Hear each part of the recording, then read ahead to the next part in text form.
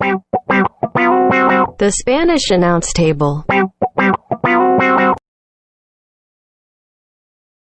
Okay.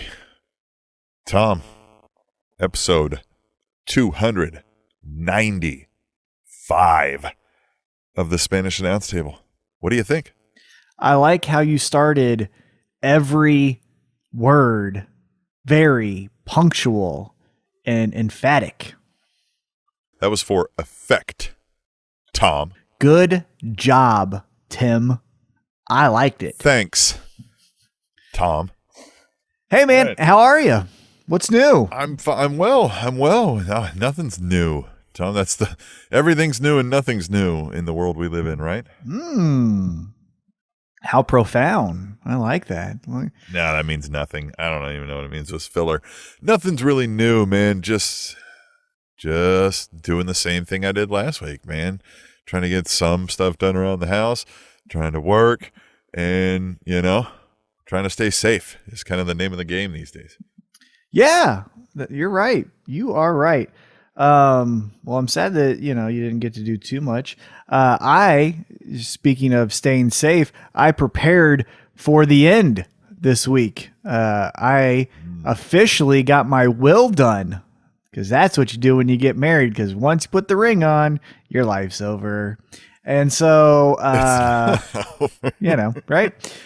So me and the wife, because I've already gotten to that point. Because fun fact, if you are married or if you're even in a relationship, time doubles during a pandemic. So I've been married for 6 months, but in pandemic times, I've been married a year. So I've already reached the status of calling her the wife. If we go back through the canon here of the Spanish announce table, you've said many a times that, like, before you marry up to someone, that you ought to see them go through some of the worst things, right? Like, you were like, see how these people drive in the snow. Yeah. Like, how do they react when the internet goes bad? Exactly. Yeah. Yeah.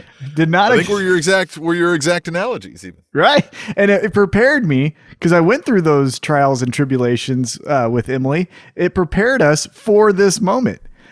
So we are set in our ways. We are doing well, but we did prepare for the end. So we did get our wills notarized. I signed off on end of life procedures, initialed and, said okay on certain other things in the will. So I am set for when I take my last breath. Little morbid way to start off Spanish announce table, but hey, that's what I did. Do I get your wrestling toys? Yeah, you get my wrestling toys, action figures, damn it. Now I got to take you out of the will. Action figures. I got to take you out of the will, Tim. See how quick that happened? You called it toys.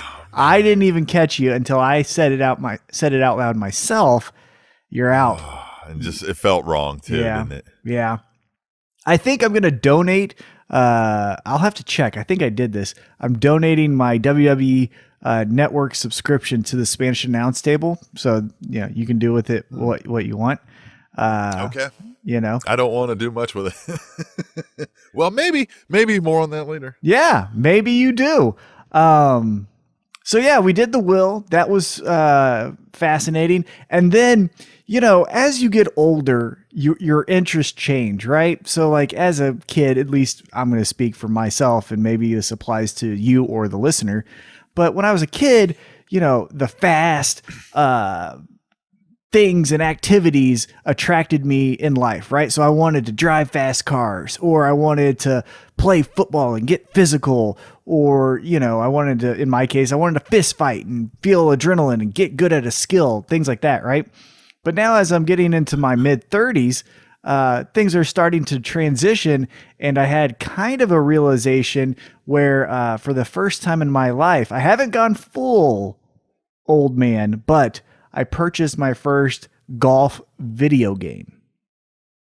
So, I'm almost to looking at clubs, but I figured let's start with a video game first, to where then I can, see if there's any type of settings that I can put where the golf ball goes 700 yards or something like that. You know what I mean?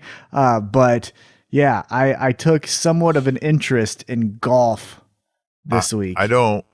I will admit that I spent a lot of time in GTA playing golf and tennis because you can do that in the game, and that was really addicting. Yeah, So maybe not so old. Well, hopefully, but it felt old, right? Like I was looking at Titleist or something. I think Titleist is a company.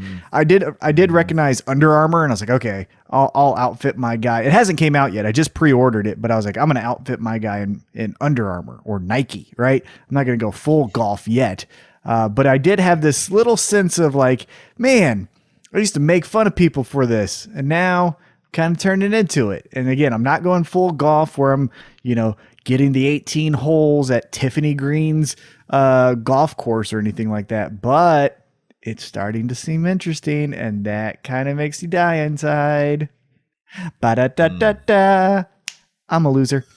Tom's going through some self-deprecating, depressive moods. Well, and thank you to the Spanish Announce Table listening audience for going through this with me, right? Because we have now documented in audio form at one point in my life me chipping a tooth because I jumped from one table to another at a nightclub called Mosaic, and now I'm interested in golf. That's how quick life will happen to you. And now it is documented for the Spanish Announce Table nation, I guess we're calling them. And so there you go. You have seen the fast track of a man slowly aging and dying inside. Tom, I think you gave them a new name. They're the TableNation. TableNation. Woo woo. Yeah. TableNation. I like that. Yeah. I like that. Yeah. Hashtag TableNation. TableNation. So yeah, man, that's what I was up to. Like I said, doing old things, taking an interest in golf, taking the right steps to certify the end of life.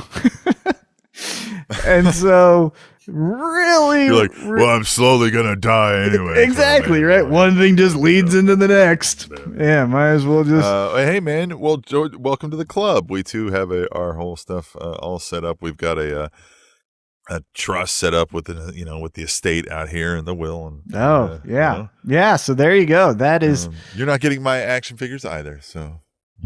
Well, see, I should, because I would call them action figures, not toys. Tim. Mm-hmm. What about the podcast equipment? Do I still get that? Well, yeah. Who else is going to use it? Yeah, well, yeah. Who else is going to do nothing with it? Mm-hmm. Right. Yeah. Who else is going to use this expensive paperweight that I'm recording on? No. So anyway. Well, we're talking to the TableNation with it. Yes. So Tom, before we get into the fun that we have here, and we do have a lot of fun here. Despite, you being against it this evening, as it seems. No fun. No fun. Let's address something not so fun. WWE legend, was he Hall of Famer? I don't believe so. I'm sure. I don't think he went into the Hall of Fame. Yeah, but WWE legend James Harris, known as Kamala, the Ugandan giant, died this week at the age of 70 of COVID-19, and albeit he was, it's been well known for several years that he's had many health issues. So he was already on, I don't want to give it on to you. You can look that up if you want. I don't want to, play doctor here and tell anybody, but I am reading off the New York Times that, COVID is what sent him over. Yeah, so that's bad news, but Kamala, man, what comes to mind when you think of Kamala? Smacking that belly, right? I mean, like that is the signature move. I don't honestly remember, or if you were to say, $1,000 wager, what was Kamala's finisher? I think it was the splash, but I wouldn't be confident. But the thing that I know about Kamala is he smacked his belly, right? Like he was scary. He had the face paint. As I became more of an educated wrestling fan, I kind of understood the gimmick a little bit better. It was actually Jerry Lawler, while Kamala, before he was known as Kamala, was in WWE in the Memphis territory. It was Jerry Lawler who actually came up with the gimmick James Harris, fulfilled that gimmick and then just took it to new heights. I mean, like I just mentioned, the face paint, the paint on the chest and then the stomach, his handler who, rarely talked. It was just the 1980s scary villain, he did it really well because he would also show you really good depth to the character, right? So fast forward to when he has his feud with Undertaker, right? Like then he turns into this cowardly, don't want to mess with the dead man and all of that. So it wasn't just this one note scary guy where all I do is scare. Like he could do different facets of this character. Yeah. So yeah, I thought it was great. And I'm a little older than you. And I do remember I remember more of Kamala probably watching him than you do. And yeah, I do remember that very specifically. Like there were times where you could sense when he was scared and when you could sense when he, thought he had the upper hand and stuff like that. So he wasn't just, like you said, just a Festus, if we can draw on something maybe obscure, but right. So the other thing that comes to my mind on top of that character from the 1980s rolling into the early 90s, unfortunately, was he did an interview on one of my favorite radio shows. It's on ESPN Radio. It's called Dan Le Batard with Stugotz, and Kamala did an interview. I think it was probably about a year ago this time, maybe even a year and a half, somewhere in there. And it was just so tragic. He just talked about the pain that he lived in. I believe he had mentioned in the interview that, he lost a foot, I believe from diabetes or some other type of, ailment. That's right. Yeah. And it was just so depressing to hear him essentially say, like, I'm just waiting to die. Like, I obviously enjoy friends and family, things of that nature, but like, I'm ready. So when I read the news that he had passed away, obviously it's very sad. And, COVID is a real threat to society. And it was very tragic that that's how he went from a preventable disease. But it was also, I don't know, I had this weird sense of like, I hope he found his relief, like now he doesn't have to tomorrow go through the pain of a bad back or a horrible knee or, in his case, an amputated limb. So although it was very sad, I was a little bit, as odd as this sounds, like happy that he doesn't have to suffer anymore. And so that was at least the takeaway that I'm going to go on with from that story. Well, yeah, it always sucks to hear when somebody passes, especially one that entertained us. And I mean, there's nothing much else to say, I guess. So we can back that out. If anybody has anything they want to add, use hashtag #TweetTheTable. You out there in the TableNation, as it were. Share your thoughts on Kamala, and we might read them on the next episode. Tom, what else is new in pro wrestling? Well, as I mentioned, I'm giving you the TableNation and Tim yourself my WWE Network when I inevitably pass away. And the WWE Network is getting a little bit of an enhancement. Starting August 15th, you're going to get Evolve, ICW, Progress, and WXW coming to the WWE Network. So if you do not recognize those names, those are all indie wrestling promotions. And their library featuring people like Matt Riddle, Ricochet, Keith Lee, Johnny Gargano, Drew McIntyre, even after he got fired from WWE and kind of hit the independent circuit, and other names too, right? Walter. Well, I think ICW was like where he kind of made his name before he came to WWE, and he went back there and kind of like was like, you know what? Yeah, Fuck this, I'm gonna show him. Right. Well, I actually, funny that you draw in on Drew McIntyre. You are right. I believe it was ICW where he kind of made his name alongside, I believe Sheamus was also in that promotion. Maybe not at the same time, but they were both in that promotion. And then Drew McIntyre goes to WWE, then, comes back to the independent circuit. I became familiar with Evolve because of Drew McIntyre. Drew McIntyre had some matches with Johnny Gargano, I believe it was, in that promotion. And that's how I got exposed to Evolve, because I recognized the Drew McIntyre name. And then I just did a deep dive on, other guys like Johnny Gargano in that Evolve promotion. Evolve to me has a special place in my heart because that's where I spent my bachelor party, right? Like I spent time with Anthony, a good friend of the show, Sharkbait Gutierrez, and spent, one night in Detroit and one night in Chicago going to two different Evolve shows. So I'm excited to see that on the network, to see, where I was during my bachelor party. So now it's on the network. I think that's cool. And also, as I just mentioned, Sharkbait's going to be on the WWE Network. I think that's cool, right? My best friend is now on a short list of people. Amazing. Yeah, and he's now on a short list of people who can legitimately say they're featured on WWE Network and UFC Fight Pass. It's like Brock Lesnar, Matt Riddle, and Sharkbait. I guess CM Punk too. A bona fide celebrity, man. Yeah, so I'm also excited that obviously, we can now round out more careers such as Ricochet to, see that he's more than just the tag guy with Cedric Alexander in a bad backstage promo. Like he actually does real good work.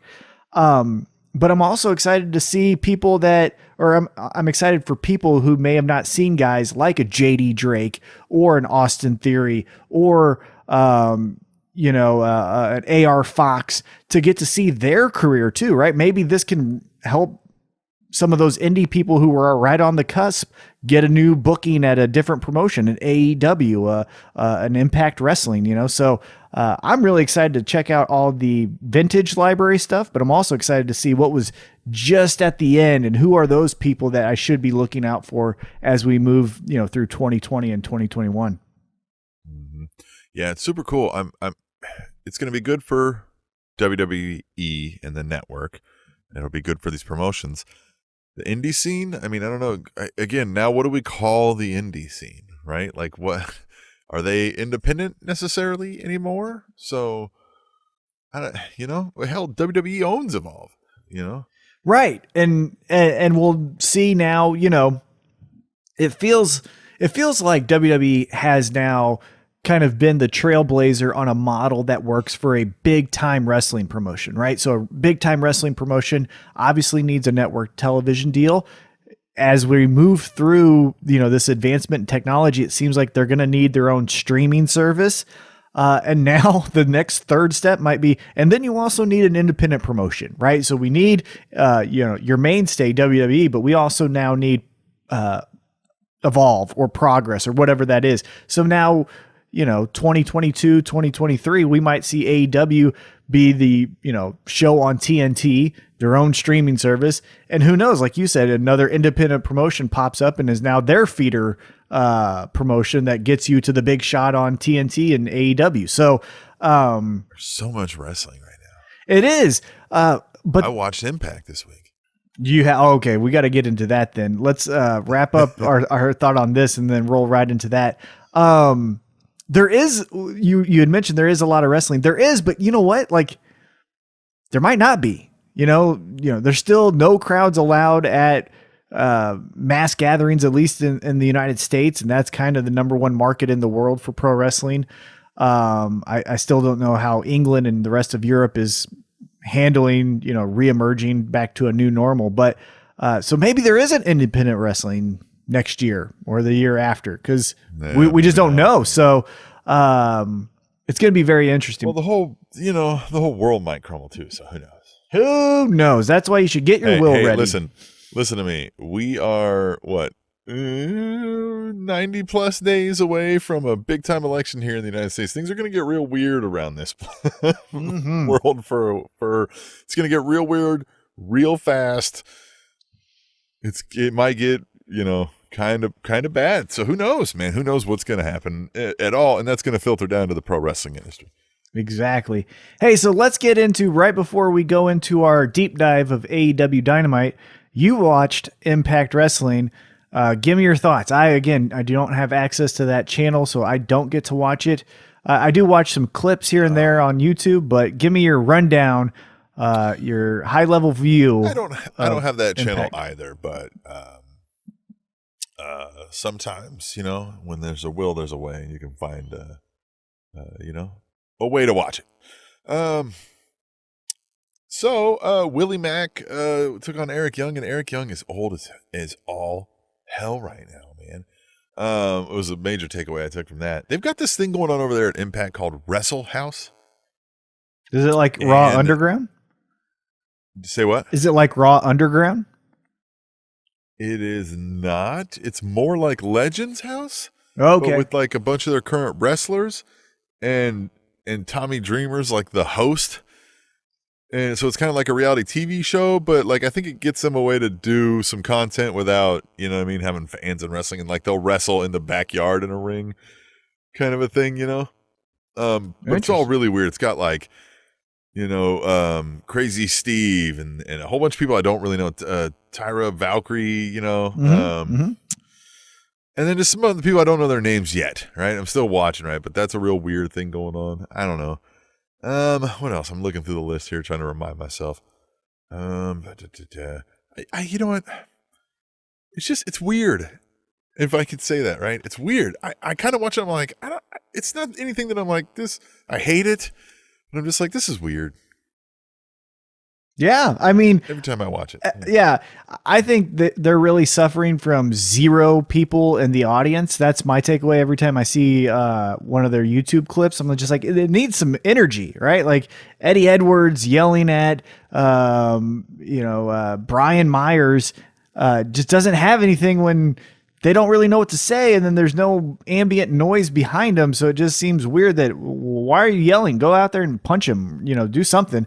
I don't like him at all, Eddie Edwards. Yeah, the American Wolves kind of as a whole, for me, I've never been a big fan of either guy. Obviously, we've heard off air some stories about his former tag team partner not being the greatest of people to be around. Human. So that didn't endear me to either one of them. And then, him as the champ, because he is the champion, correct? I think so. They've got like two. They've got... Because like Moose is saying he's the uncrowned champ. Is that what it is? And then Eddie's saying he is a like champ. That. I don't know. Man, Eddie Edwards is not like he's the epitome of Roderick Strong to me, right? Where I'm like, okay, you get him in the ring, I'm like, okay, all right. Guy does a solid match. Can tell a good story. You're like, okay, that was interesting, but get him a microphone. I'm like, this guy is. I don't want to hear this guy. Yeah. What's Ken Shamrock doing? Did you see him on this week's Impact? No. There was nothing there about that. I finished his biography that was written by Jonathan Snowden. I'm featured in there, by the way, just shameless plug. But I finally finished that book. You're featured in the book? Well, I'm not featured. My name is in it. I was a contributor to help make the book a process. Like he did essentially like a GoFundMe, except it was through a different avenue or company. And I was one of the people, so I'm like on the last page. Whatevs. I was like, if he mentioned the podcast. Oh, that would be fun, right? That would be fun. No, but I finished the Ken Shamrock book, and at the end he talks about how he signed with Impact Wrestling. If you flash back even farther in Impact's history, you will recall that Ken Shamrock was the first ever heavyweight champion for TNA at the time.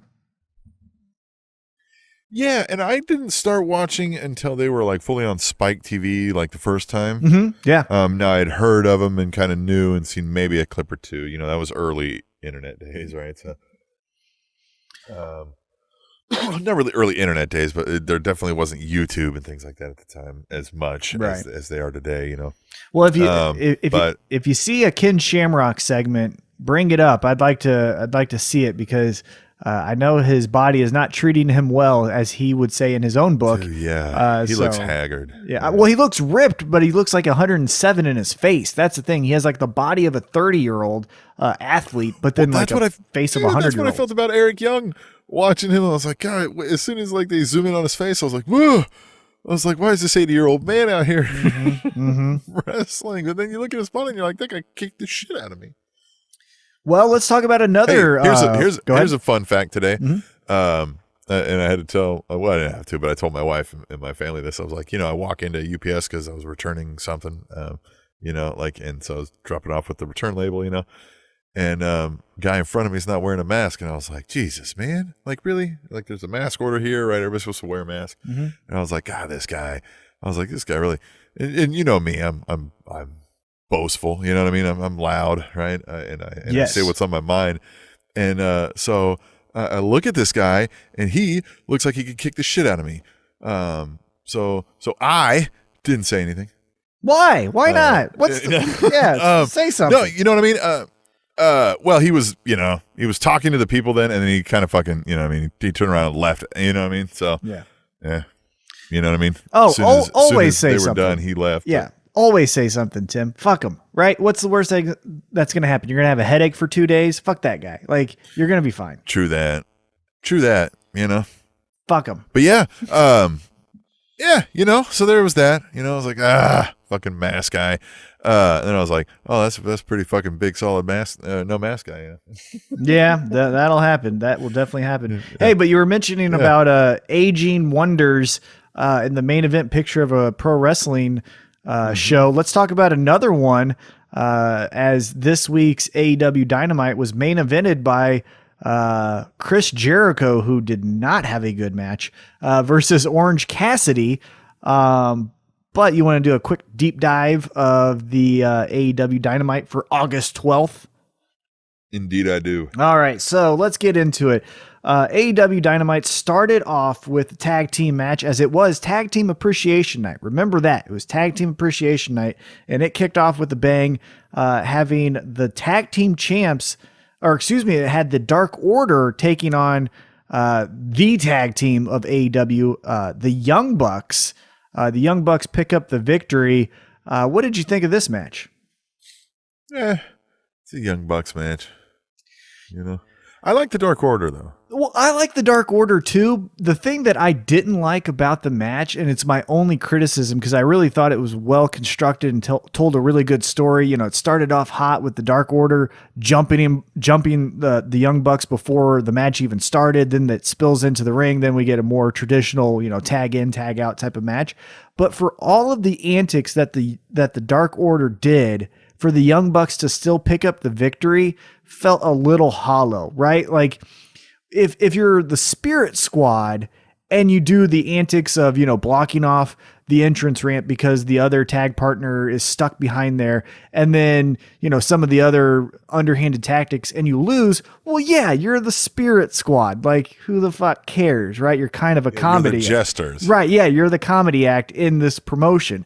But, and this is where the Dark Order, I feel, kind of gets lost, is, sometimes they are, like you said, the gestures in a match, where the Young Bucks, even though 15 things were thrown in front of them, they still laugh off a victory via roll up and then walk off, and they're cool. But then in the same show, Brody Lee is supposed to be this ominous figure who's going to take over AEW and take the TNT championship away from Cody. And it's like, I don't know. Are you? Because your group is kind of a bunch of goofs.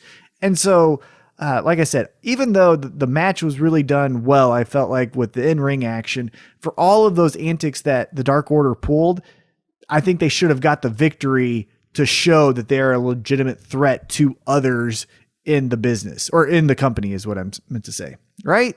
Mm-hmm. Yeah, I agree.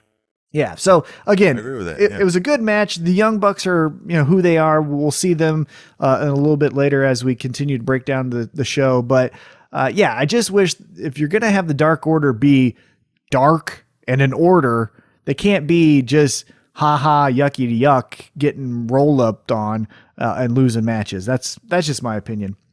All right. So we move on and go ahead. Dark, but not like sinister. And like effective is just goth. Right. And I understand Brody Lee takes, the outcast of society. And if you're an outcast of society, typically you have two left feet, or, something didn't work out right for you. And I get that to a certain extent, but Brody Lee is supposed to be that healing figure for these outcasts to make them the best version that they can guide them to victory. Right. And obviously an evil version of that, right? So you don't want to be in the Dark Order, or maybe you do. But you get what I'm saying. Like, yeah, Brody Lee should have instructed them better on their antics, and maybe they pay for it next week and we'll see a different side of Brody Lee, taking out his wrath on his minions. But yeah, just for maybe me. he rips the mask off of Evil Uno and we see who the hell that is. Yeah, man. And God, doesn't he look like just a loaf of bread when he walks into the ring?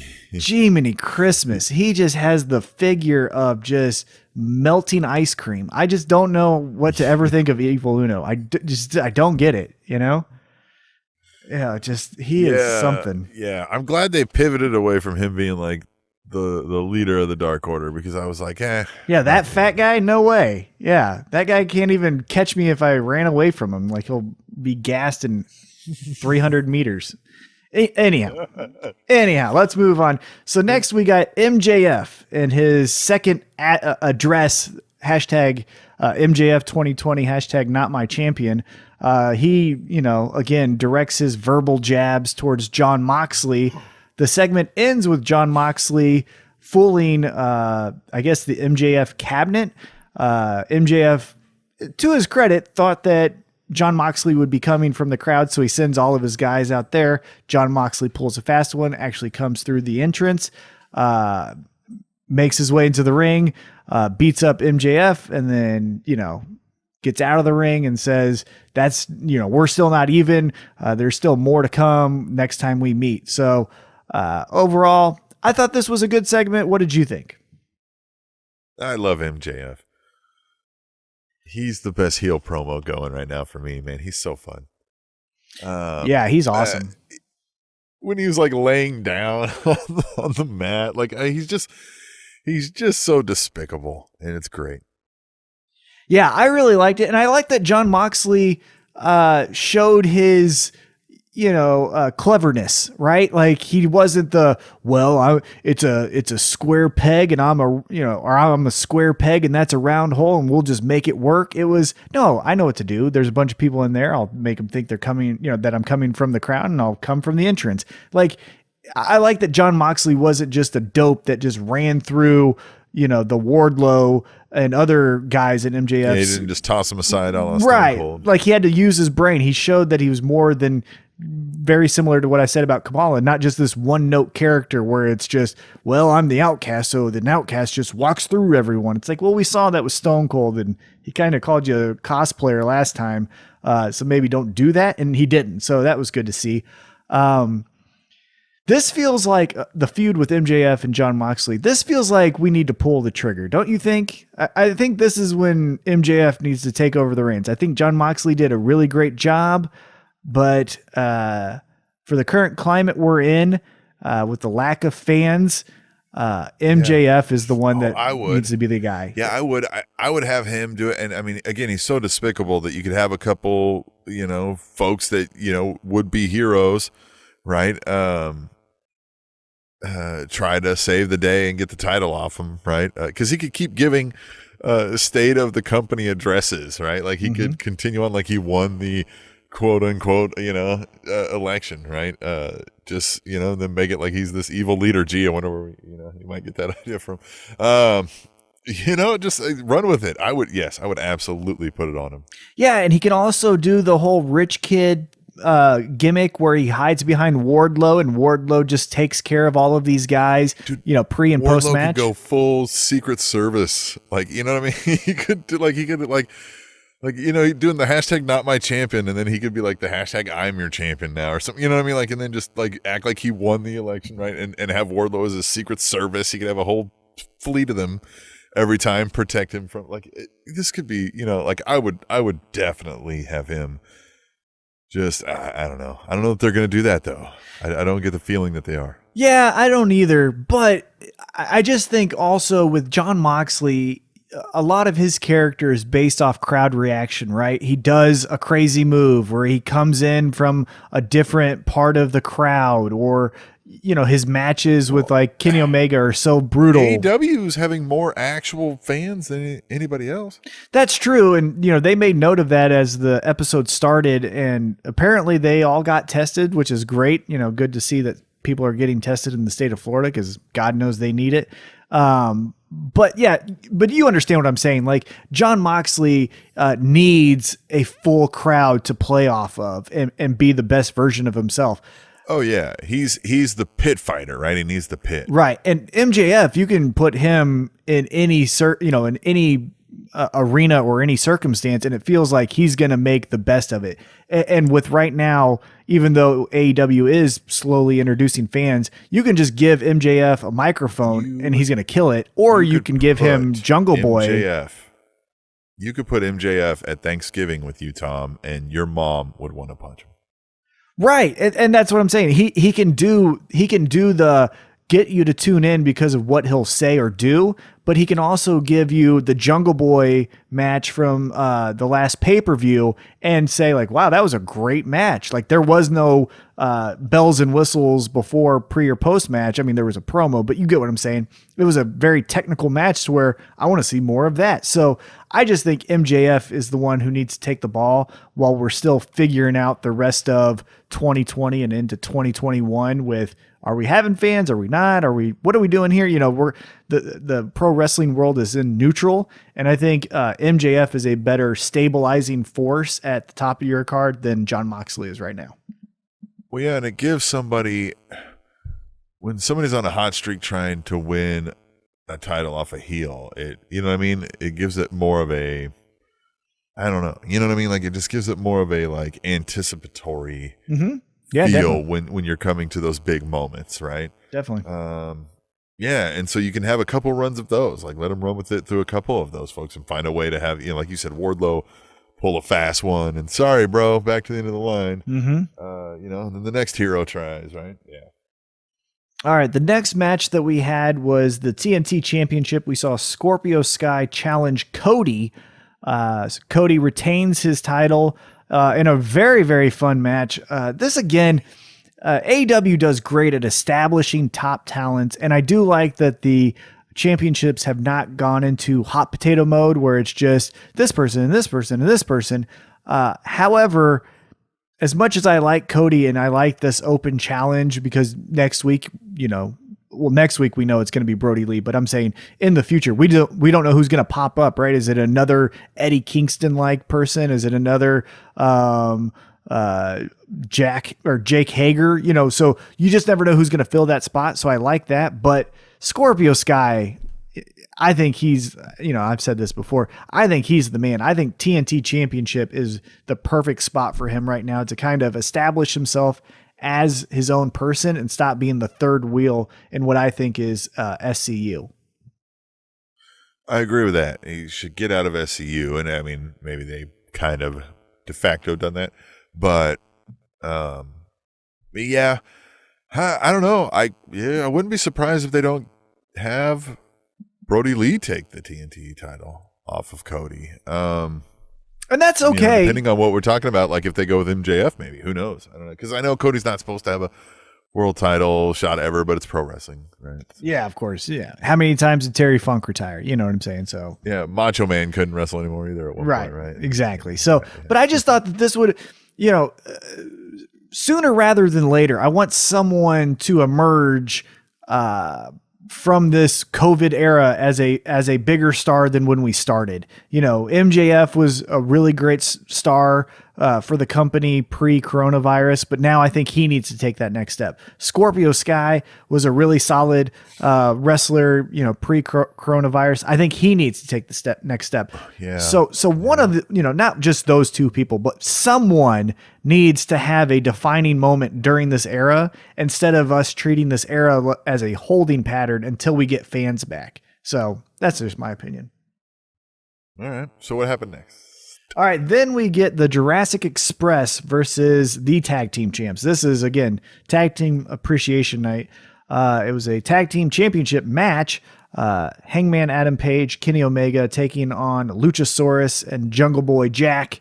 The Tag Team Champs retain. You still get a little bit more of that Kenny Omega flirting with the heel turn, right? He beat up Marco Stunt, who had nothing to do with the match. I like this match. This was pretty good. What did you think? Yeah, I'm taking away the same things, right? They're kind of slow burning that.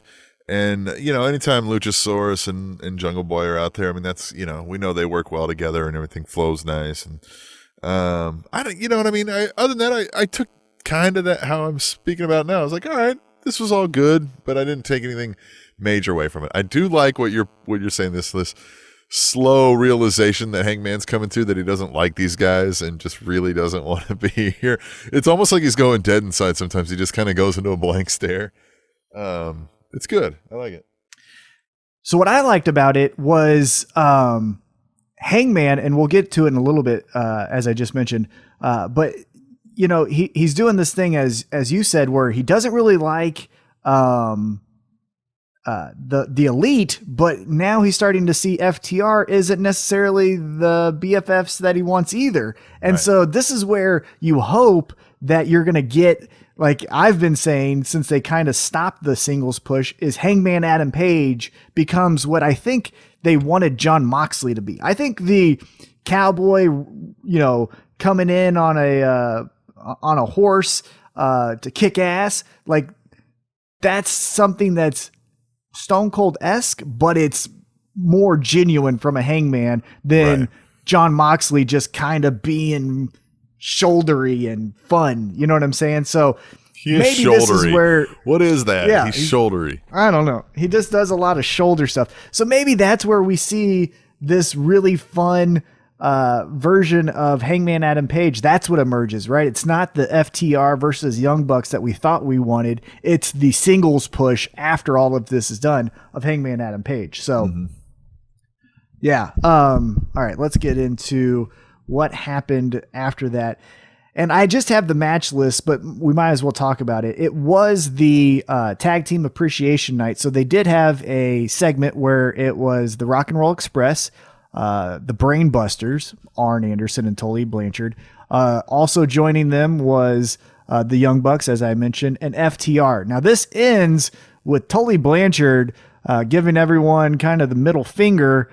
Sean Spears appears kind of out of nowhere. And then we get the official, it feels like, heel turn from FTR, and they spike pile drive one of the members of the Rock and Roll Express. This was kind of crazy. What did you think about this?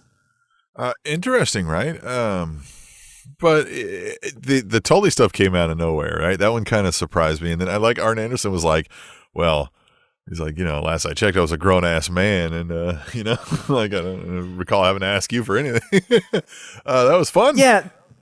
Yeah. The Rock and Roll Express was played their part really well, right? Just very appreciative. Thank you so much for acknowledging what we've done. I even like that Arn Anderson was like, man, is this a record? Like 40 years as a tag team or whatever the number he was. It's like, I don't think anyone's ever done that before. Like, you guys should be applauded for that. And I did like how both teams, although Tully kind of put a turd in the punch bowl, both 3 of the 4 acknowledged how good FTR and the Young Bucks are in today's current tag team division. But like you said, Tully Blanchard kind of gave everyone the what haves it as far as what's going on in pro wrestling. Yeah. And I liked it because, you know, if we are, that's one of the most confusing things, I think, of the AEW tag team division. I've said it, you know, till I'm blue in the face that it's the best thing in pro wrestling. However, you got to stop telling me that the Young Bucks are the greatest when they're not the champs and they never been the champs, and they lost when they had their tag team champion opportunity. Like, you can't tell me this stuff and then they lose, right? Like, they lost to the Lucha Bros to lose, I think, the AAA tag team championships on AEW television. Then they got that shot with Hangman and Kenny Omega. They lost that one too. So, yeah, they just seem like the Buffalo Bills, where it's like, cool, you got to the Super Bowl 4 years in a row, but guess what? You lost all 4 years. They are the Buffalo Bills. Right? Because, like, I mean, that should be applauded too. We're going off on a little bit of a tangent here, but in sports, if you make the championship game 4 consecutive years in a row, that's insane. But if you don't win any of those championship matches, you can't call yourself the greatest. Yeah, nope. And in AEW, right? Like, I am an AEW fan. I don't know anything from what the Young Bucks did in Ring of Honor or New Japan, any of that stuff. I'm aware of it, right? I've been told the folklore and the tall tales of how great they were in those promotions, but all I know is AEW. And as an AEW fan, they're second fiddle to whoever the champs are, right? Whether that's SCU, whether that's Hangman and Kenny Omega, like they're not the greatest. So stop telling me that. And that's what I love about Tully. Only times I've seen him on TV are AEW and Impact Wrestling when they were whatever the hell they call themselves there. Generation Me, yeah. Yeah, Generation Me. Oh, that name. Which name was worse? Well, the Young Bucks are good for a short period of time, right? Because then when you're in the middle, like when you're the Rock and Roll Express and you still want to call yourself the Young Bucks, not too young, you know? Right. It's like young Jeezy. It's like, hey, Jeezy, you're middle-aged Jeezy now. You got to cut that shit with the young stuff. But Generation Me just sounds like a 90s. It sounds like the villains in a after-school TV special. Yeah. Oh man, hey guys, Generation Me is gonna take over and win the championship. We gotta stop them. You know, like that's what that sounds like. So that's bullshit too. You know. God, they're so bad.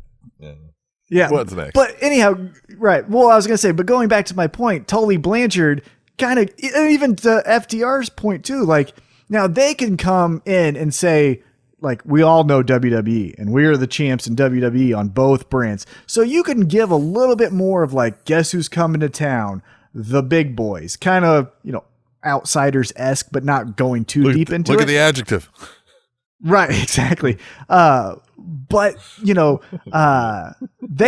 have some legs to stand on. But as an AEW fan, and all I'm aware of is AEW and WWE, the Young Bucks got to stop this. We're the best, or they got to start winning the tag team championships.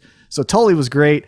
Arn Anderson, I also liked how he said, "I see what's going on here," and he just hit the bricks. He was just like, "Hey, I see what Sean Spears is walking down. I'm out." Well, to the Young Bucks, like you said in the immortal words of Scott Hall, don't sing it, bring it, right? Right. What are you guys doing? Is this going to tie in then somehow with Tully? Is he supposedly, like you said, running this new 4 horsemen that are going to emerge out of this? Is this somehow? Yeah. So, I mean, this is the sprinklings of that. Yeah. I think this is, if I were to guess what they're going to do, not what I want to do, but what I would guess they're going to do, it's FTR, Sean Spears, Hangman, Tully is the brain trust, the JJ Dillon of this new iteration of a pseudo 4 horsemen. Mm-hmm. Who knows? And maybe Cody joins in too, right? Cody's been and they can all hinted at a little bit too. Yeah. That'd be cool. Of a symbol from the 1990s. Yeah. No, it's not 1990s. No, That's it looks like it belongs on an energy drink can. Yes, it's definitely Affliction, Ed Hardy-esque to the max. Right. Definitely. Yep. Yeah, it looks like all right, so now let's get back into. Oh my goodness. Yeah, you ain't lying. So now let's get into the main event of the night. We had the rubber match. Well, excuse me, not the rubber match because Orange Cassidy never won. So the next one would be the rubber match. But the revenge match for Orange Cassidy as he took on Chris Jericho. As I mentioned when we started the breakdown of this episode of Dynamite, Jericho, not his best outing. Definitely showed his age. The dragon screw knee spot that he took 2 different times that we fell the wrong way both times. The pin where he was not supposed to fall the way he did was clunky. Kind of flabby too. Yeah, hey, he caught some shit. If we're breaking kayfabe here for a second, he caught some shit playing a concert at Sturgis with Fozzy. Maybe he wasn't, tip-top shape for this big match. And as a veteran, it makes sense to a certain extent, right? Like, hey, I did WrestleMania in front of, 75,000 people. Like, I'll be fine. But this is a different spot when you're still trying to gather eyes and keep them on your product. And I'm not saying Jericho didn't take this seriously, but it didn't look like he took it seriously. Yeah. I do like that jacket is getting more orange every time we see it. Oh, yeah. That's a nice touch. It is getting more orange every time we see it. And that's so good. It's going to be fully orange by the time we're done with this. Yeah, I love it. Yeah, and then it won't. Then he'll get mad at someone who throws bleach on it. Why'd you turn this white? Yeah, Like then he'll go the other way.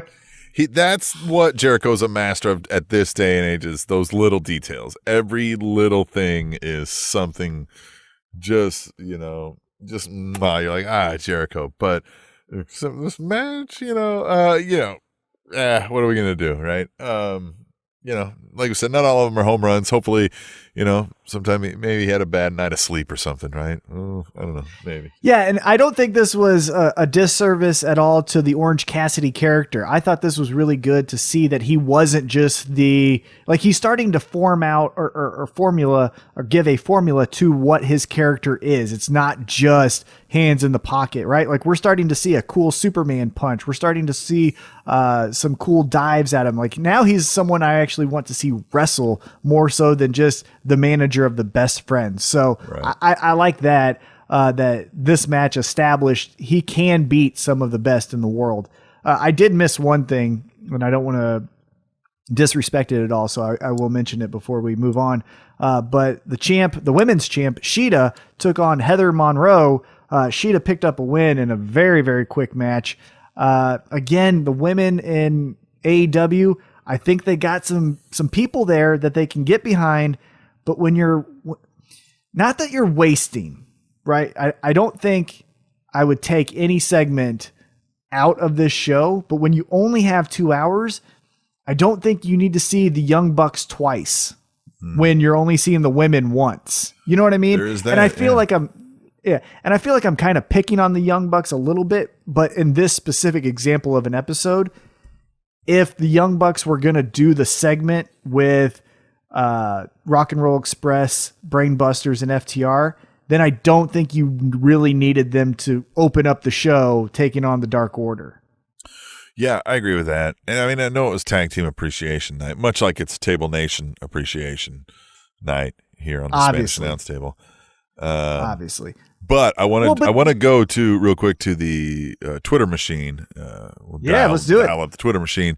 Heavy Set 330 says, I really hope, because I'm glad you brought this topic up, says, I really hope AEW works on Women's Wrestling Appreciation Night.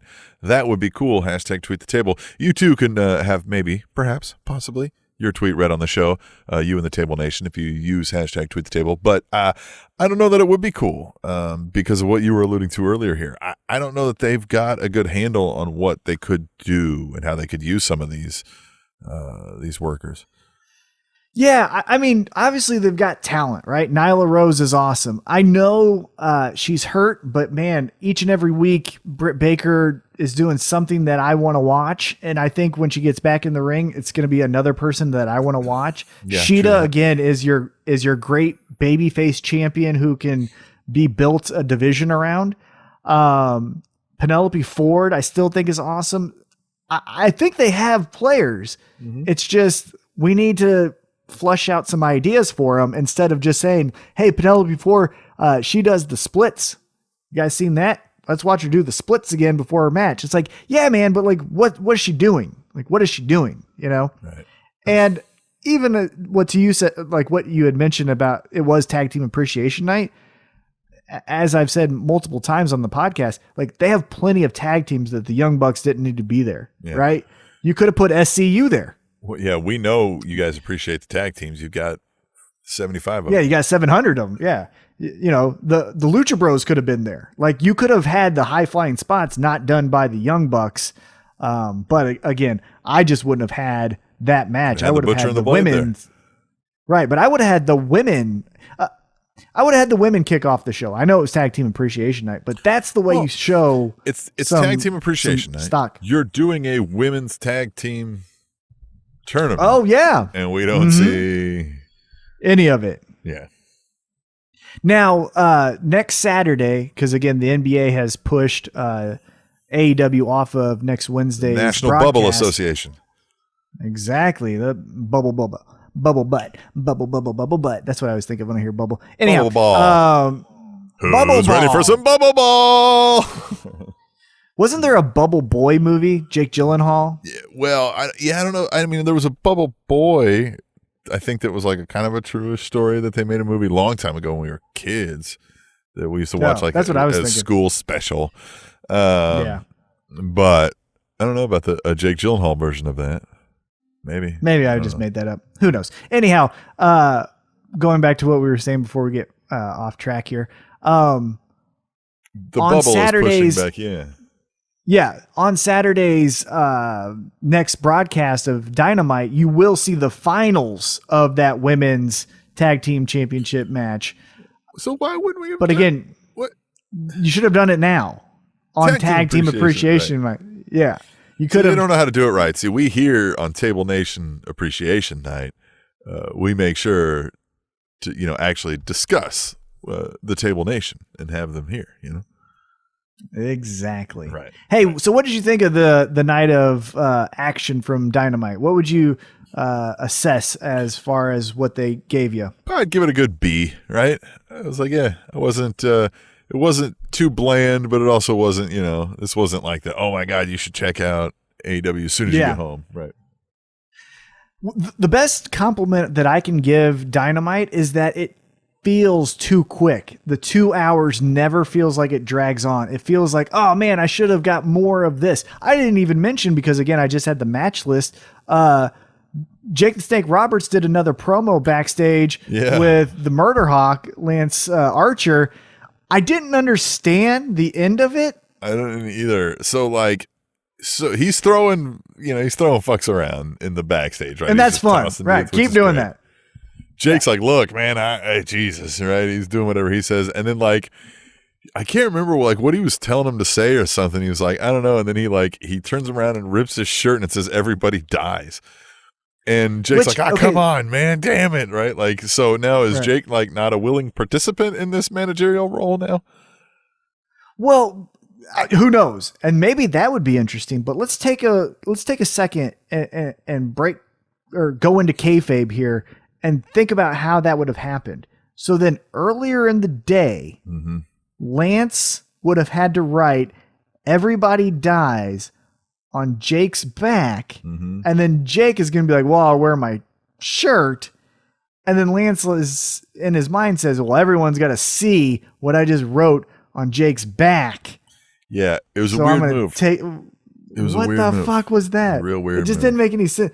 Now, if that was the payoff, right? We want to have everybody dies be the last thing that we see out of this segment. Spray paint would have been really hard. So maybe get a fucking stamp and one of those shitheads that you just threw into the building, stamp his back with everybody dies, right? And then that's the last thing you see is Jake the Snake Roberts stamps the jobber, everybody dies, and then Lance and Jake laugh and then they walk away. I just would have had him screaming it as he was beating the shit out of somebody mercilessly. Oh, why can't I even say that word tonight?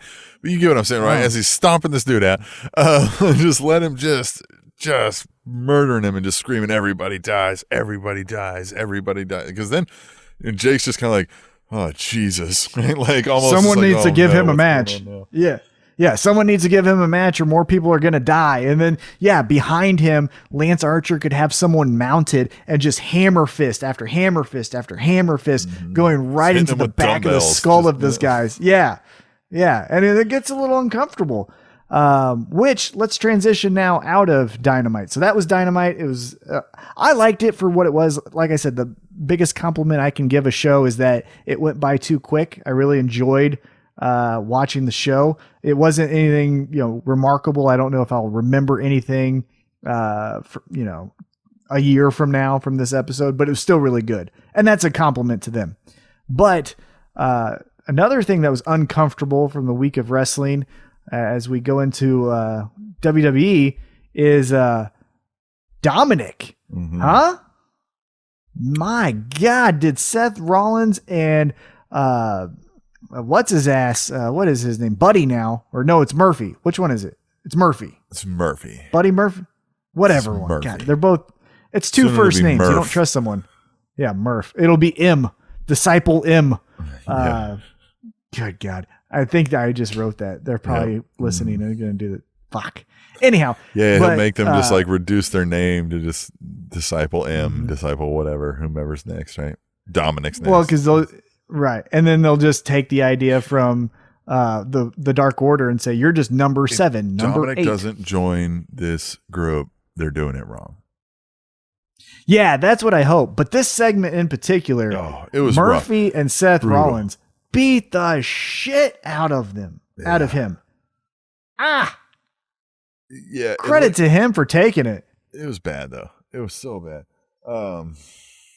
Yeah. Well, for as iconic as the Tommy Dreamer kendo stick was from Sandman, Dominic took it on his chest, stomach, back, and lower back. Like he took it way more than what Tommy Dreamer ever did. But anyhow. So while we're on the kendo sticks, then does the pro wrestling industry single-handedly fund the kendo stick industry? Like, what the fuck is a kendo stick used for outside of I've never, like, what is it?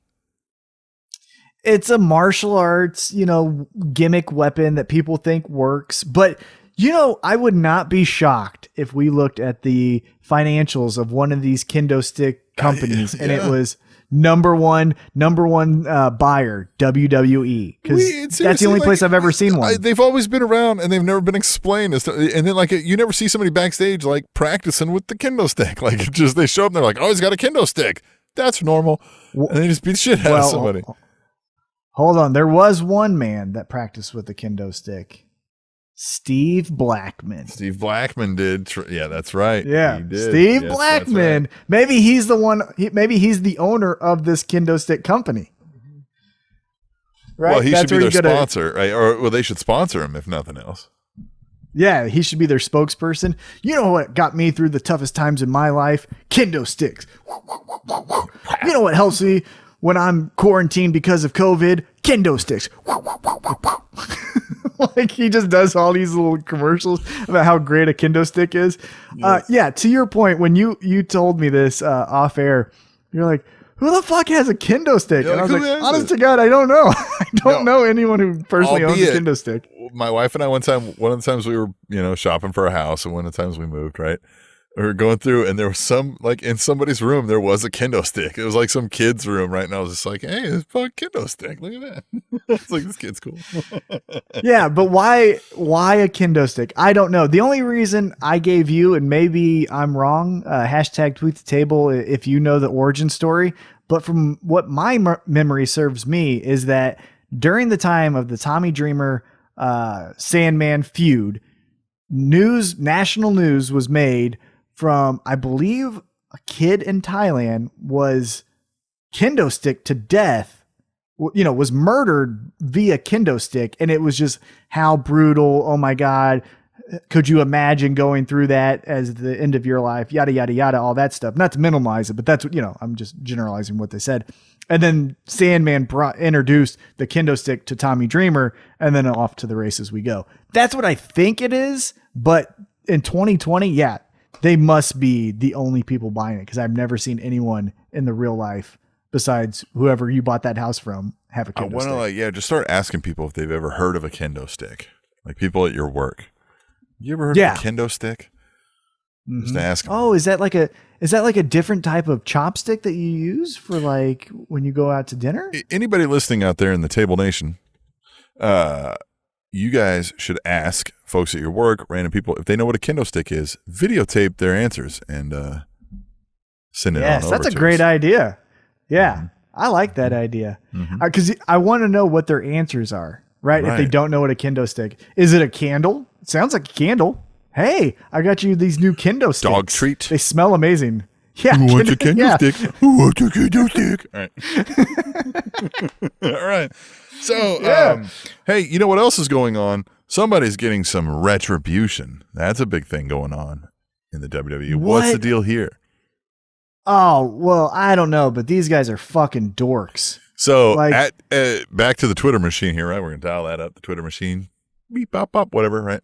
At Katie First Lady says, new faction attacks again. Any ideas on the identities? Seems like 3 guys and 2 girls. Hashtag tweet the table.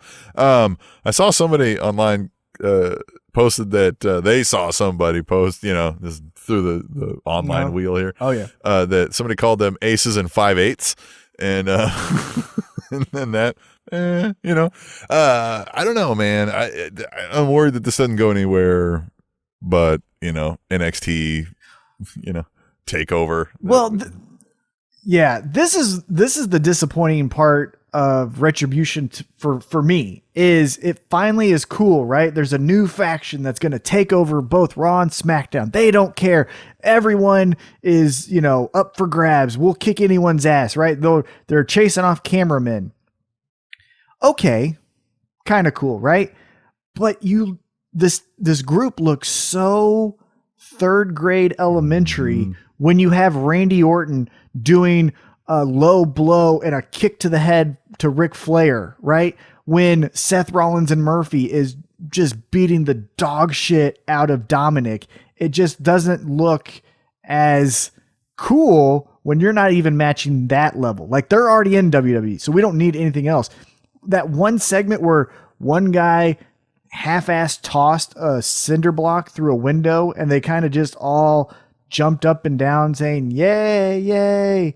It was like, what the fuck is this? Yeah, is this like McMahon wanted to like do something like, let's make an Antifa? Like, I don't know. That wouldn't shock me, right? They probably got the backlash internally on bringing back the nation. So what can we do? That's another thing. Antifa, that wouldn't shock. You know what, Tim? You probably booked it. That's probably what they're going to go for is something that way.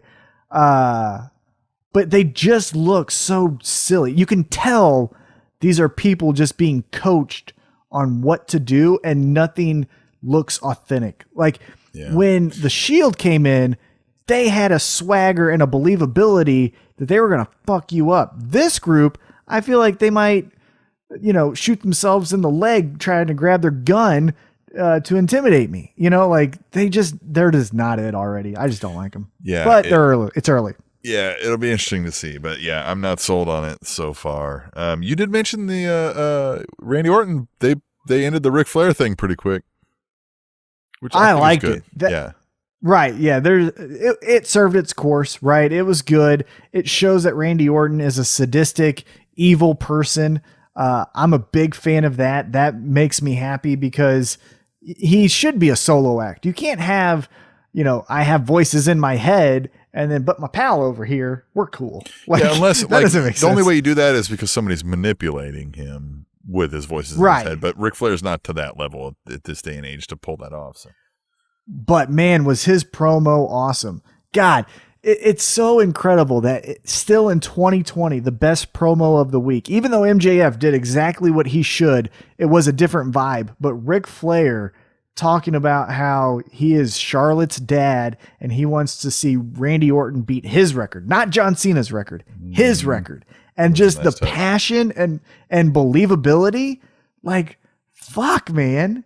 He's still like... Well, he's always gotten it. Right, but how is no one else since then? Like, the two best promos going today is Ric Flair and Chris Jericho. How is it that like no one else is like MJF again is taking some great strides, but it's a different type of promo that, my heart, believability. Yeah, that's a heel promo, like designed to get everybody to boo him. Like these were like make the moment happen, right? Yeah, and so it was just incredible. Randy Orton again, he does a great promo too when he cares. It's just I think the biggest knock on his career is when he does a best of 7 series with Sheamus in the second match of the night, he's kind of phoning it in. But when he's the main event and something he likes, Seth Rollins, this now, he's hitting home runs. So, yeah. Let's see what else happened on all this here. Are we weaving in and out of NXT? Keith Lee got blinded. They like to blind people. Yeah, they hate eyes. Hashtag 2020, we hate your eyes. That's what WWE's motto is. I thought it was cool, right? Like it was definitely way better than when Hogan and Ultimate Warrior did it in WCW. Yeah, well, and I like an impromptu contract signing, right? Like it wasn't like we're going to set up this table and chairs and then somebody's going to flip the table. So they still got their violence at a contract signing, but it was him coming up being like, hey, don't be a pussy, sign this. And then he's like, I'm a pussy here, sign it. Guess what? Look, I gotcha, right? Like, Not bad. And I liked it. And what I also liked from the segment is that Mia Yim doing double duty, right? So she's calming Keith Lee Keith Lee, burned in the face, having to be sent to the hospital. She goes with him. Obviously, that's her, I believe, husband or boyfriend, one of the two. Something. She's having to tend to him, keep him calm because, he's this big, muscular man that can beat the shit out of anyone on the face of the earth, right? So we got to keep him calm there.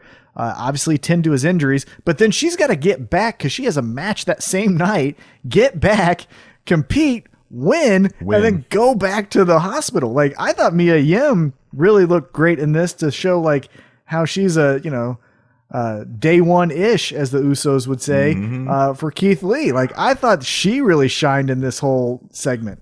Yeah. It was good. I liked it. And, it's a good build up. So I'm surprised they're going early with this, but it just makes me think they're definitely not, like Lee's just going to win that feud, right? Because it's too early. Right. Yeah. There's some.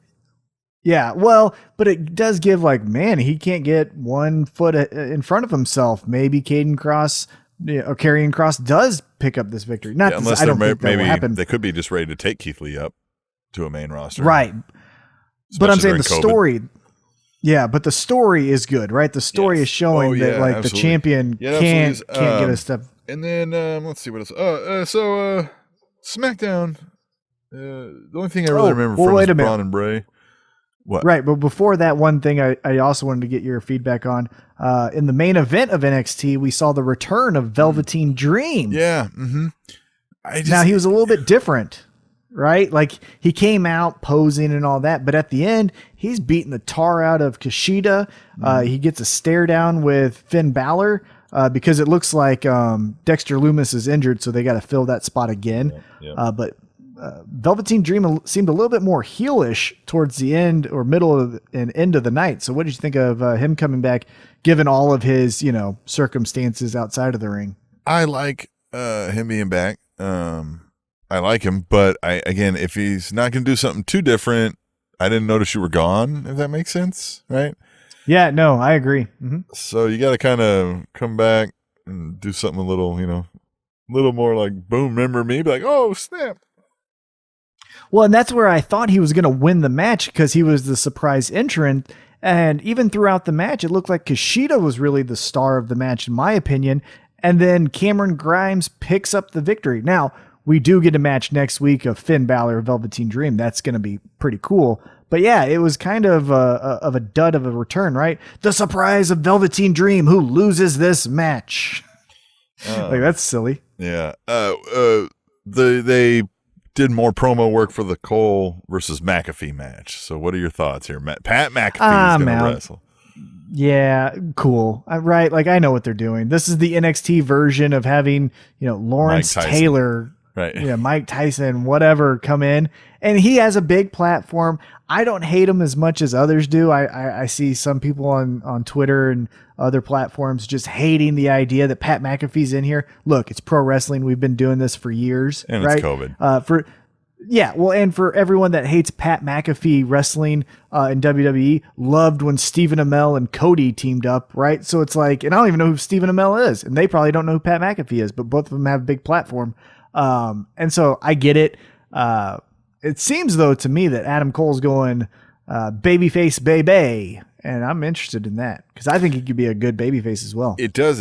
Like he kind of almost is there at the moment. That's the way they're booking this match. McAfee's kind of the pissant that nobody likes out of this. So right, maybe. One more thing before we get to probably the biggest thing we want to talk about with WWE, but on the SmackDown side. You mentioned this. There's no faces. So now Braun's the evil monster. Is that Yeah. So yeah, it just feels like a dark cloud throughout the entire division of SmackDown because. Go ahead. Well, I don't know if you caught it when Braun was doing his speech. He said, "I don't care about Alexa. I never cared about Alexa." I don't know. You know what I mean? That was and so that was a little like, wait a minute, what? Right, and that's what I'm getting at. It was where, so now Braun is, as he said, the most evil son of a bitch of all time, or I'm paraphrasing at the end, but whatever he said. You obviously have Bray Wyatt as a fucking sadistic psychopath. Then you go to the women's division, and it's Sasha and Bailey, and they don't give a fuck about anyone. And then you move down the card, right? Well, then you move down the card on SmackDown, and it's Baron Corbin and Sheamus just running roughshod over everybody. Then you even go down to like Shorty G and like, well, that's our guy. Nope, he turned heel because he doesn't give a shit about people. So it's like, are we only resting our hopes in the SmackDown universe on pothead Matt Riddle? Like, is that it? AJ Styles, he's heel as well. It's like pothead Matt Riddle is our only hope to see some type of good happen in this world. Like everyone else, Jeff Hardy, Jeff Hardy's great, but apparently you just don't get him in a bar because that's his kryptonite. So it's like, who can we trust to save the day? Because no one wants to on SmackDown. And it just, okay, but where's my hero? I want to see a hero. This can't just be villains versus villains. No one wants to see that. This isn't an episode of Ozarks. Yeah, right. You know? I don't think that has an S on the end, but I get you. Is it Ozarks? I think it's Ozark. It's Ozark. I think. Oh, did I do like a Walmart's? Yeah, right. You're like I did an old man Walmart's. Illinois. Illinois. Okay, so I think we've hit on everything except for Raw Underground. Moved on along another week. What are your thoughts? Hey, man, I like it. Now, there's some elements that we can definitely still add on to, right? I think I'd like to see if there was some side betting, if you saw MVP and Paul Heyman betting on the Babatunde fight, like you could see that. How about this? Like we come to find out for whatever reason, MVP bet against Shelton Benjamin. And he's like, what the fuck? Right? Like, I mean, right. That causes dissension. Right. Yeah. That causes dissension. One thing that hasn't yet makes sense to me is I understand what we're trying to do. We're trying to establish that this is, more than a wrestling match. It's a fight. Okay, cool. But so far it's just been squashes. Like I haven't seen anyone get hit and then overcome. Right. It's just been, if you get the first punch in this exchange, now you've won. Like no one else and has had done to beat anything. Up 3 girls, didn't she? Yeah. Now that was cool, right? Shayna being the first female that we see in Raw Underground, which again, I like that, right? We're showing both men and women here. Well, no one wanted to challenge her, right? She had to go pick a fight with someone. Yeah, because who would? I wouldn't fucking want to fight Shayna Baszler. That's a legit badass. Yeah. Babatunde with his dick grab. Dabba-Kato. Oh, whatever. It's Babatunde to me. Oh, I know his indie name. Yeah, I don't. Dude, but you know what I'm saying? Seriously, yeah, he dick grabbed that guy. And for a long time. And they were like, no, just let it happen. This is what we... Which is a great, it's an eye-catching moment. It was memorable, right? Like, that was one of the most memorable moments of pro wrestling. And I like that it establishes Raw Underground as I don't care. He grabbed him by the dick. Like, that's what we do down here. It's okay. Yeah. But I do, one thing, if you noticed on week Kansas 2, City no more dancing punt. girls. We're going to get a Kansas City cunt punt on Raw Underground. That's how you take out Shayna Baszler. For the women listening, that's how you do it. But if you notice the second week, we didn't get the dancing girls. We got rid of the dancing girls. They probably got bad feedback on that. Oh no. Women enjoying their dancing moves. I don't like that. Oh no. Oh goodness. This makes me feel uncomfortable. I better make them stop. Fucking on a show called Underground. Underground. But yeah, I like what they're doing. Again, Shane, he's already breaking a sweat and he hasn't even fought. Like, he's the sweatiest guy there. The cocaine and sweat. He hasn't done it. It is, but then have him do cocaine. Like, you know what I'm saying? Like, that's what the Underground is. We see that on TV. We see that on primetime TV everywhere. People do drugs. Like, we see them simulate doing drugs on a TV show, right? Am I wrong about that? Just have his head pop up. You don't even have to have him do the nose. Yeah, just have him do gesture this a lot, right? They just have him thumb his nose a lot, right? Or just right when we start Raw Underground, his head is down and it pops up. Hey, we know what that means, right? Yeah, hey, do that. Something real quick. So, hey, guys, what's up? Right? Yeah, it's time for Raw Underground. You guys ready? Yeah, it needs to be grittier, right? I want some more. I want some more down in the gutter kind of single bullshit camera. happening. They got to here. go to single camera, man. Maybe 2 because it's TV, but like the standard in ring. I'm over here now. I'm over here. It's now I'm the over worst. here. Now I'm over here. Stop it. It's got to stop. Yeah. Because even if I'm standing in that place, I don't watch a fight like that. Like a singular point of view. Right. Yeah. What I would do is have one camera guy go from left to right, right? Like he's going on the left side. If the action moves on the opposite side, he's moving over there. And then maybe not like a bird's eye camera, but like a security camera that shows in black and white up top of, the whole area. Those are my only 2 shots that I would remember when TNA used to do that backstage cam where they acted like they were spying on the folks and stuff like that. Yeah. Like it should be that kind of like just handheld. like that. Right. And that's what I'm saying. That would be my first camera. And then for anything that he doesn't catch, I have an eye right in over the sky. top of that platform. Right. And that's what it is. That's my only 2 shots. But I'm not zooming in, zooming out, zooming in, zooming out. Fuck that. It's stupid. That's the worst part of it. Yep. It's so you can't. It's not underground. It's not underground. But it has some legs. Like I like it. I'm okay with, another week. I'm looking forward to another week. At some point, they have to mix in and out storylines, right? Well, and that's what I thought undercut the second week is we ended the first week as the Hurt Businesses took over. And then the second week, they're not even there. Yeah, they're not there. They're in a U.S. title match that they just lose. Took the week off. I guess, right? Yeah. Like that's what, and one thing that I think they can get away with is maybe get rid of the word Raw Underground, just call it the Underground. And then we can start moving in some SmackDown people. And then we can start moving some NXT people. Just call it WWE Underground. They could start a whole new brand off of this. Well, but what I'm saying is you can have it on Raw because obviously Raw is the longest show. So you need that content.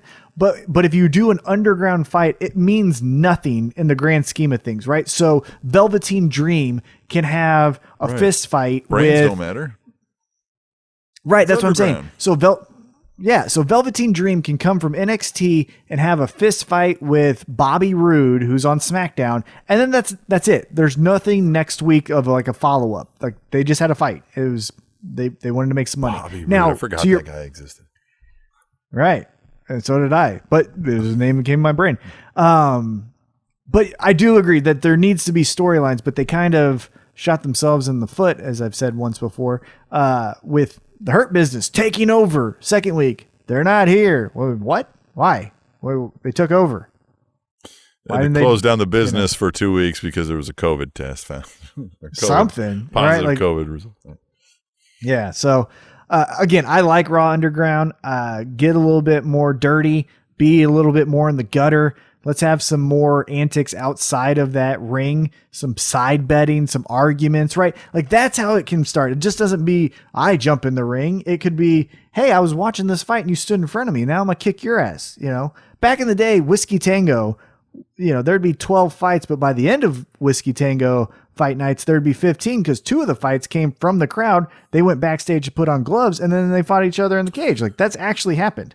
You had me, do some announcing at what was it, Rock and Rage that you had? Where Rock and Rage, and music, and a fight busted out in the crowd, and I was like, hey, who won that last one? Was that was that a ref's decision or was? It's like, what was that?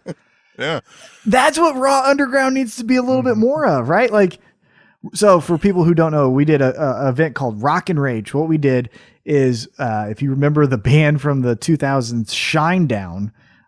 We had, it was Shinedown. Yeah, it was Shinedown. They did 3 songs. Then we did 3 fights. Then they did 3 more songs. Then we did 3 more fights. And then we did, a tournament final fight. Cause it was a 1-night tournament of a 1 weight division, very similar to like early UFCs. And then we had the band close out the night. But yeah, if you're not going to have the dancing girls, have some music, right? Have a band in there. Right. Why How much is Triple H thrashing away in there? Or even some hardcore rapping going on in there. Something. Yeah. But what was that one band that NXT's using all the time with that girl lead singer? I can't remember her name. Hashtag tweet the table if you do. But use her band, right? Have her there, and that can be your music underlying the fights. Like I like that idea. You can get the 3-man Came up band. with it. Hey, yeah, Heath, come back. All right, man. Well, anything else to wrap up a bow on episode 295, Table Nation Appreciation Night? I think that's where it needs to end. Yeah. I like that. Okay. Table Nation Appreciation. The Spanish Announce Table.